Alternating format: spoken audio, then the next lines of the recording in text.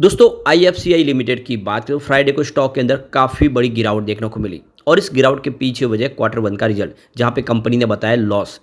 अब क्या वाकई में इस स्टॉक के अंदर काफ़ी बड़ी गिरावट की गुंजाइश है या फिर यहां से खरीदारी का मौका बन रहा है? तो रिजल्ट को अच्छे से समझने की कोशिश करेंगे।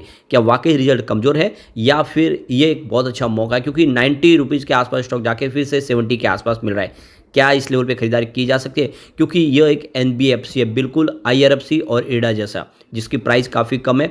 क्या दाव लगाया जा सकता है? दूसरी तरफ अगर हम एनएचपीसी लिमिटेड की बात करें, स्टॉक के अंदर कमजोरी देखने को मिले, स्टॉक 100 के नीचे आ गया है रिजल्ट के बाद। ये ग्रीन एनर्जी सेक्टर की एक बहुत मजबूत कंपनी है और बहुत सारे कंपनी प्रोजेक्ट कर रही है। प्राइस काफ़ी नीचे है, क्या इस लेवल पे खरीदारी करनी चाहिए? लेकिन इसके बीच में कोटक इंस्टीट्यूशनल इक्विटी ने सेल की रेटिंग दे दी है। क्या वाकई में भरोसा करना चाहिए? जानने की कोशिश करेंगे इस वीडियो के माध्यम से। लेकिन फ्रेंड, उससे पहले अगर आप पहली बार हमारे चैनल पे आए तो चैनल को सब्सक्राइब कर दीजिए, एक बेल आइकॉन दबा दीजिए ताकि जब भी नया वीडियो बने पहला नोटिफिकेशन आपको मिले। वीडियो पसंद आए तो लाइक से जरूर कीजिए। चलो फ्रेंड्स, वीडियो स्टार्ट करते हैं। मैं हूँ आपका दोस्त एस बी दवे और हमारे अपने चैनल ऑनलाइन कमाई में आपका बहुत बहुत स्वागत है। तो सबसे पहले आईएफसीआई के कारोबार की बात करें तो स्टॉक की शुरुआत ही निगेटिव हुई 72.87 पर। फ्राइडे को क्लोजिंग थी गुरुवार की 75.08 के आसपास। इंट्राडे में एक बार 74.20 का हाई भी बना, लेकिन तेजी रह नहीं पाई। बिकवाली का दौर शुरू हुआ और 70.30 का इसने लो बना दिया और क्लोजिंग नीचे की तरफ ही रही है 70.80 पर, जहाँ पे 5.70% की बड़ी गिरावट देखने को मिली। अब आप इसकी परफॉर्मेंस देखें तो इसने 25 जुलाई को 91.40 का एक फ्रेश 52 वीक का हाई बनाया था और उसके बाद इसमें प्रॉफिट बुकिंग आ गई और इस प्रॉफिट बुकिंग की वजह से अगर आप देखें तो स्टॉक फिर से लगभग 83 तक आ गया है, 91 का स्टॉक 30 जुलाई को। उसके बाद 31 जुलाई को इसने फिर से एक ज़बरदस्त प्रदर्शन किया, स्टॉक फिर से 90 को टच कर गया और वहाँ से इसमें प्रॉफिट बुकिंग हावी हो गई। तो रिजल्ट के पहले ही अगर आप देखें तो स्टॉक ऑलरेडी प्रॉफिट बुकिंग के चपेट में आ चुका था और ये क्लियरली आप देख सकते हो कि स्टॉक 6 अगस्त तक 73 पर आ गया था। उसके बाद में इसमें कुछ तेज़ी मंदी देखने को मिली, स्टॉक फिर 78 तक आया 8 अगस्त को और उसके बाद में 70 पे आ गया। तो 90 का स्टॉक 70 पे आ गया है, बहुत ज़्यादा करेक्शन हो चुका है, यानी एक तरह से ये एक अच्छी खरीदारी का मौका भी इस समय दिखाई दे रहा है। एक बार रिजल्ट को अच्छे से समझ लेते हैं और हम पिछले 2 साल के रिजल्ट को देखेंगे। सबसे पहले सेल्स की बात करें, इस बार कंपनी ने जो अपना सेल्स बताया वो 388 करोड़ के आसपास है, जो मार्च के मुकाबले लगभग आधा कह सकते हैं। मार्च 2024 में 605 करोड़ का सेल्स था, यानी क्वार्टर ऑन क्वार्टर बेसिस पे सेल्स ज़बरदस्त गिरा है। लेकिन अगर हम बात करें क्वार्टर ऑन क्वार्टर बेसिस पे, ईयर ऑन बेसिस पे, तो जून 2023 में पिछले साल सेम क्वार्टर में 320 करोड़ का सेल्स था, तो उसके मुकाबले सेल थोड़ा बढ़ा है। तो ईयर ऑन बेसिस पे तो सेल बढ़ा है, लेकिन क्वार्टर ऑन क्वार्टर बेसिस पे भारी गिरावट हुई है। अगर हम इसको जून 2022 से कंपेयर करें तो सेल्स 311 करोड़ के आसपास था। तो पिछले 2 साल के हिसाब से भी देखें तो सेल्स इस बार बढ़ता हुआ ही दिखाई देगा। कोई इसमें ठीक ठाक ही है, कोई प्रदर्शन खराब नहीं है, सिर्फ क्वार्टर ऑन क्वार्टर बेसिस पे इस बार कमजोरी जरूर रही है। अब खर्च की बात करें तो इस बार 210 करोड़ का कंपनी का टोटल खर्च रहा है। पिछले क्वार्टर में ये 269 करोड़ के आसपास था, तो खर्च काफ़ी ज़्यादा बढ़ा है।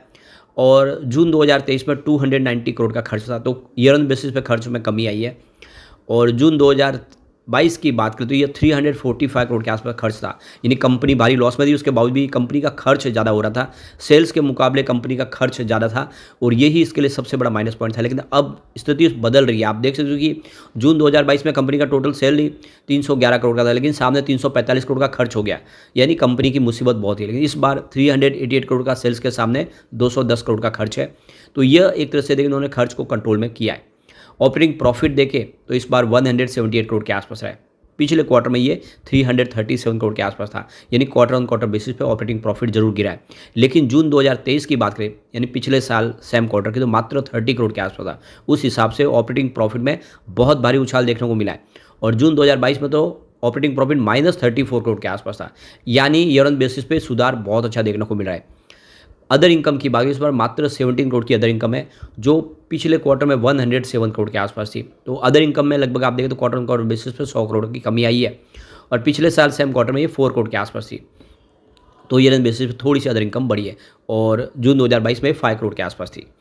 अब प्रॉफिट बिफोर टैक्स अगर देख ले तो इस बार 40 करोड़ का कंपनी को प्रॉफिट हुआ। प्रॉफिट बिफोर टैक्स में तो कंपनी रही प्रॉफिट में, लेकिन पिछले क्वार्टर में ये 287 करोड़ के आसपास भारी भरकम प्रॉफिट था। लेकिन पिछले साल सेम क्वार्टर में 128 करोड़ का भारी लॉस था, तो बड़े लॉस से कंपनी प्रॉफिट में दिख रही है इस समय। और देख सकते हो कि जून 2022 में ये 214 करोड़ के आसपास था। तो भारी भरकम लॉस से कंपनी प्रॉफिट में, लेकिन जब नेट प्रॉफिट की बात करें, सारा खर्च निकालने के बाद, तो कंपनी लॉस में आ गई। यही आंकड़े ने यहाँ पे गिरावट का माहौल बनाया। 88 करोड़ का इस बार लॉस हुआ है और इसी वजह से ये पूरा प्रॉब्लम है। कंपनी पे बहुत सारा भी खर्च है, कंपनी बहुत सारे जंजाल से बाहर निकलने लगी है धीरे धीरे। तो अब आने वाले इसमें और स्थिति बेहतर हो सकती है। पिछले क्वार्टर में 157 का शानदार प्रॉफिट था। अब पिछले साल सेम क्वार्टर की बात को 129 करोड़ का बड़ा लॉस था। उस हिसाब से देखें तो लॉस कम हुई है और जून 2022 में ये 197 करोड़ के आसपास लॉस था। तो क्लियरली आप देख सकते हो कि उस हिसाब से स्थिति ठीक है। भले ही कंपनी ने थोड़ा लॉस बताया हो, लेकिन कंपनी का ऑपरेटिंग प्रॉफिट बढ़ा है और जिस तरह से ये रिजल्ट है, नेट प्रॉफिट बिफोर टैक्स में भी कंपनी प्रॉफिट में थी। तो आने वाले इसमें स्थिति सुधर सकती है। और अगर हम इसको पिछले 2-3 सालों के रिजल्ट को भी अगर देखें तो आपको ये समझ में आएगा पूरे सालाना रिजल्ट अच्छे ही रह रहे। क्योंकि आप देखिए मार्च 2022 में कंपनी को 1761 करोड़ का भारी भरकम लॉस था। मार्च 2023 में लॉस कम होकर 120 करोड़ के आसपास आ गया और मार्च 2024 में ये प्रॉफिट में बदल गया 241 करोड़ के आसपास और इस टीटीएम 283 करोड़ तक प्रॉफिट पहुंच चुका है। तो भारी लॉस से धीरे धीरे कंपनी प्रॉफिट में आ रही है और इसीलिए चिंता की बात नहीं है। ये एक अच्छा मौका है उन लॉन्ग टर्म इन्वेस्टर के लिए जो यहाँ पे दाव लगा सके। ये IRFC जो बड़े बड़े हाईवे प्रोजेक्ट हो या फिर रेलवे ट्रांसपोर्टेशन पावर सेक्टर हो या फिर बड़ी बड़ी इंडस्ट्री जो उनको फंड प्रोवाइड करती है। एक NBFC है और सरकारी कंपनियां, काफ़ी अच्छा बिजनेस है। इन्वेस्टमेंट इस समय किया जाएगा क्योंकि करेक्शन काफ़ी हो चुका है। यहाँ पे एक बाउंस बैक की संभावना तो बन रही है। अब चलते हैं हम NHPC लिमिटेड की तरफ। तो 97.74 पर क्लोजिंग थी। आप देखिए 1.05% की यहाँ पे गिरावट देखने को मिली। यहाँ पे सबसे जो बड़ी बात है कि 100 के नीचे ही स्टॉक खुला और 100 को टच नहीं कर पाया और ये वीकनेस का सिग्नल है क्योंकि 100 के नीचे ही स्टॉक कमज़ोर दिख रहा है। और ये गिरावट के पीछे जो सबसे बड़ी वजह बनी वो है कोटक। कोटक ने यहाँ पे 32% का डाउन साइड टारगेट दे दिया है। उनके हिसाब से यहाँ पे भारी गिरावट हो सकती है, लेकिन एक्चुअल में अगर आप देखें तो कोटक को सीरियसली लेने की जरूरत ही नहीं है। ये हमेशा से ऐसे ही टारगेट देते हैं। इन्होंने 40 रुपये की जब प्राइस थी सुजलॉन की तब कहा था कि ये बहुत महंगा स्टॉक है और वही स्टॉक 76 हो चुका है। तो आप क्लियरली समझ सकते उनकी मंशा। इसी तरह से उन्होंने यस बैंक के लिए कहा था। यस बैंक में उन्होंने सेल की रेटिंग दी कि 19 रुपये तक स्टॉक हो जाएगा, जबकि खुद Kotak institutional equities yes bank में भारी निवेश करके बैठे हुए और इसीलिए समझ में आ जाता है कि ये बात में जो कहने से और करने में बहुत फर्क हो जाता है और इसीलिए इतनी प्राइस नीचे आने की संभावना बहुत कम दिखती है। वैसे कंपनी के प्रॉफिट की बात है, इस बार रिजल्ट में 1.2% की वृद्धि ही ईयर ऑन बेसिस पे देखने को मिली जो 1108 करोड़ के आसपास रहा है और रेवेन्यू में 2.3% की गिरावट देखने को मिली जो 2694 करोड़ के आसपास है। ओवरऑल देखें तो कोई इतना खास रिजल्ट में कमी नहीं रही है। एबिटा मार्जिन में 2.8% की ईयर ऑन बेसिस पे गिरावट देखने को मिले जो 1462 करोड़ के आसपास रहा है। तो रिजल्ट इतना कमज़ोर नहीं है कि उसके लिए कहा जाए कि यहाँ से इस लेवल से आपको 30% की भारी गिरावट देखने को मिले। तो ये बात हजम नहीं होती है जो कोटक की तरफ से कहा जा रहा है। अब यहाँ पे एंटिक ब्रोकिंग का कहना है कि कंपनी का जो इस बार अगर बिजनेस देखें तो बिल्कुल पटरी पे ही दिखा दे रहा है। कंपनी की जो प्लानिंग है आने वाले समय 21% की CAGR वृद्धि की संभावना दिख रही है 2024 से लेकर 2027 तक। कंपनी अपने प्रोजेक्ट को बढ़ाएगी। सोलर प्रोजेक्ट काफ़ी ज़्यादा कंपनी कर रही है। आपको ये भी पता होगा कि NHPC लिमिटेड को यहाँ पे जो हर घर सोलर मुफ्त बिजली योजना का भी आप देखें तो फ़ायदा मिल रहा है क्योंकि इन्होंने बिजनेस टाइप किया है टाटा पावर के साथ में। इसके अलावा कारगिल में ये हाइड्रो प्रोजेक्ट कर यानी ग्रीन हाइड्रोजन का निर्माण करेगी।